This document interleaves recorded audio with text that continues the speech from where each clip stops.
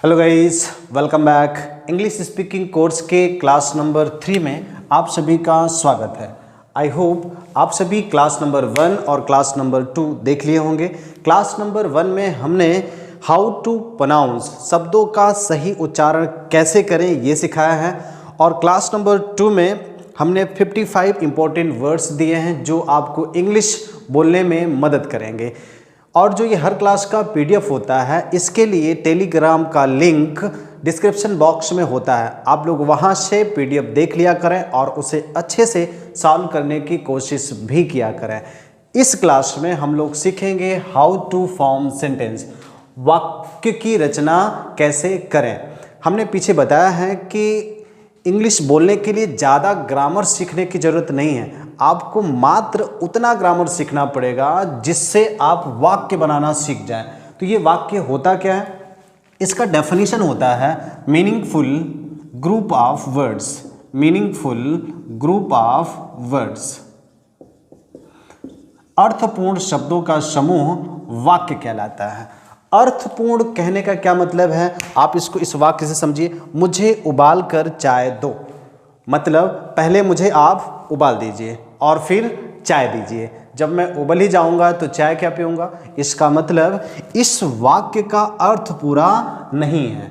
तो शब्दों का समूह तो होना चाहिए, लेकिन उसका पूरा का पूरा अर्थ भी निकलना चाहिए। एक शब्द का भी वाक्य हो सकता है, लेकिन जो आप सामने वाले को समझाना चाहते हैं उसका अर्थ वो पूरी समझ जाए तो वो क्या कहलाएगा, आपका वाक्य कहलाएगा।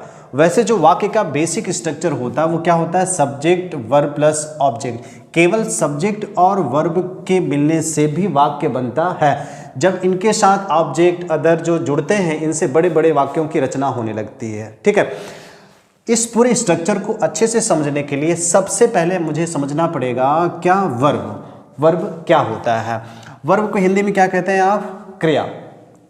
इसको समझने के लिए आपको दो शब्द समझने पड़ेंगे, एक्शन और एग्जिस्टेंस। मतलब जिससे करने या होने का बोध हो वो क्या कहलाते हैं, आपके वर्ब कहलाते हैं।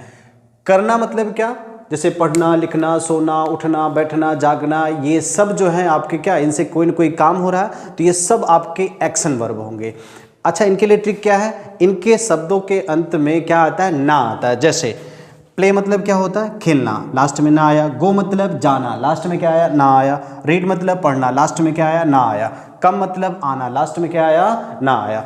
और ये जो आपका एग्जिस्टेंस मतलब जो अस्तित्व बताता है, जो स्टेट बताता है, वो सब क्या कहलाते हैं, आपके ऑक्सिलरी वर्ब कहलाते हैं। जैसे इज, हैज, ये जो आपके पूरे ऑक्सिलरी वर्ब होते हैं वो। ठीक है, अब हम लोग समझते हैं दूसरा पार्ट क्या, आपका सब्जेक्ट। सब्जेक्ट क्या होता है, इसको हिंदी में क्या कहते हैं आप, कर्ता।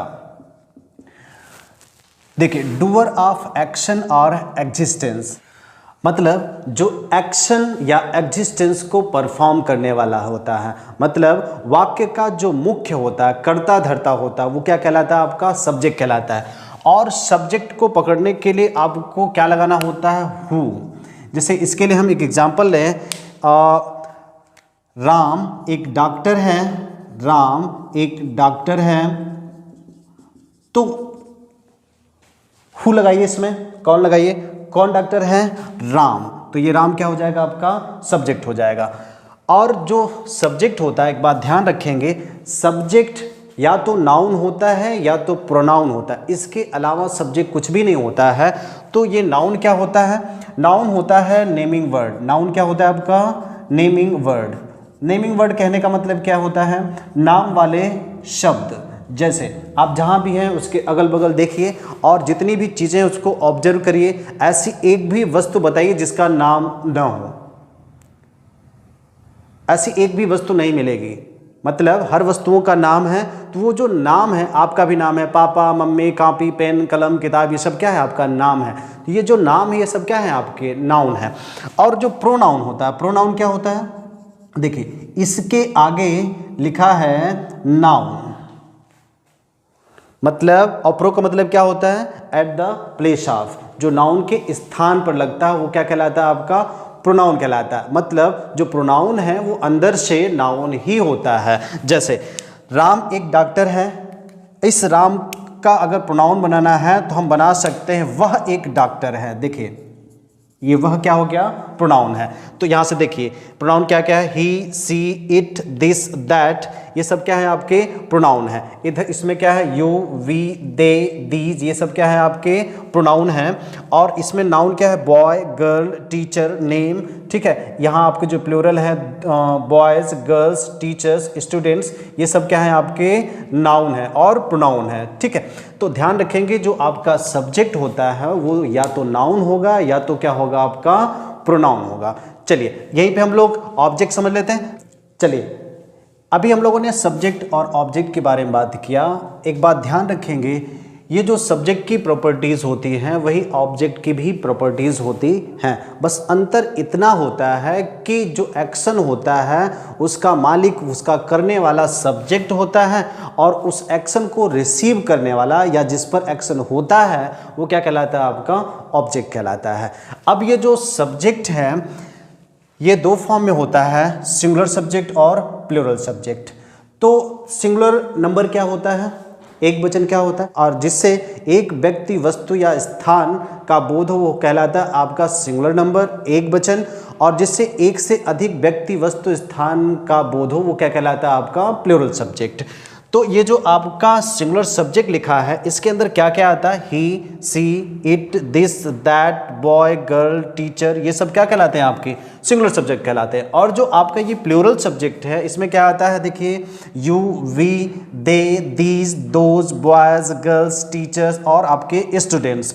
एक बात और ध्यान रखेंगे, ये जो आपके वर्ड मीनिंग लिखा गया है इसको हमने पीछे वाली लिस्ट में सारी वर्ड मीनिंग का लिस्ट बना करके दिया है। चलिए अब जो आपका वर्ब है ये सिंगुलर वर्ब और आपका जो प्लूरल वर्ब होता है, सिंगुलर वर्ब में क्या होता है, जैसे इज मतलब क्या होता है, हैज मतलब क्या होता है, होना, वाज मतलब क्या होता है, था, डज मतलब क्या होता है, करना, हैड मतलब पास था, डिड मतलब किया। और जो ये प्लूरल वर्ब है आपका, आर मतलब क्या है मतलब क्या है, होना, वर मतलब क्या है, थे। अब यहां से ध्यान रखना है ये जो हैड और डिड है ये सिंगुलर और प्लूरल एक ही जैसे होते हैं, ठीक है।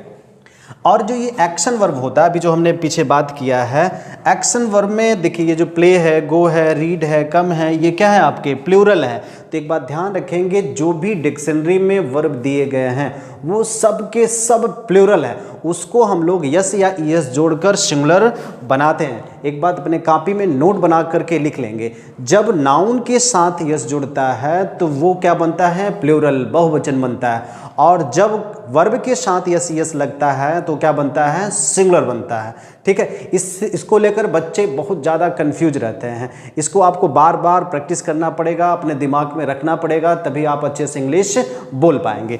चलिए अब हम लोग क्या करते हैं, इनको और इनको मिलाते हैं। तो एक बात ध्यान रखना, तभी वाक्य आप बनाना अच्छे से सीख पाएंगे।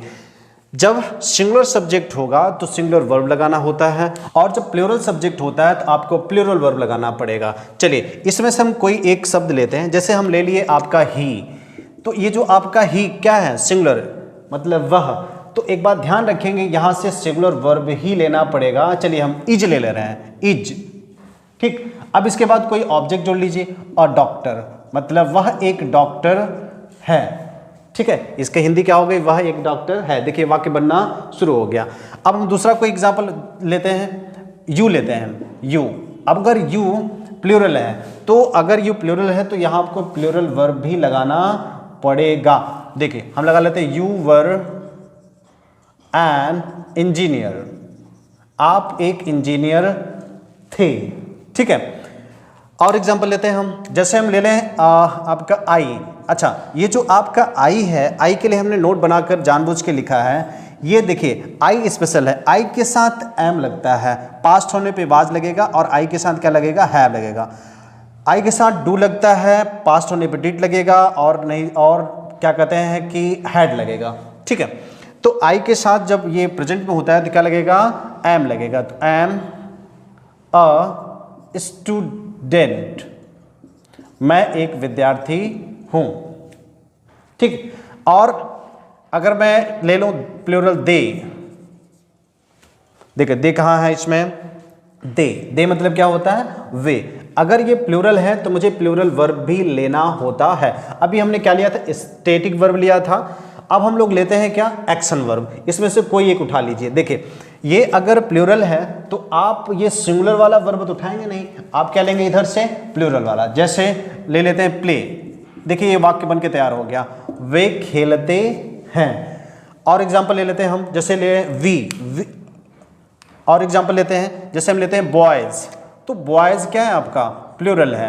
अब बॉयज़ अगर प्लूरल है तो यहाँ से जब हम टेंस पढ़ेंगे आपको तो वहाँ बताएंगे कि वहाँ आपको ऑक्सिलरी वर्ब और एक्शन वर्ब दोनों लगाना होता है। बॉयज़ आर, यहाँ से कोई लीजिए क्या कहते हैं, मेन वर्ब।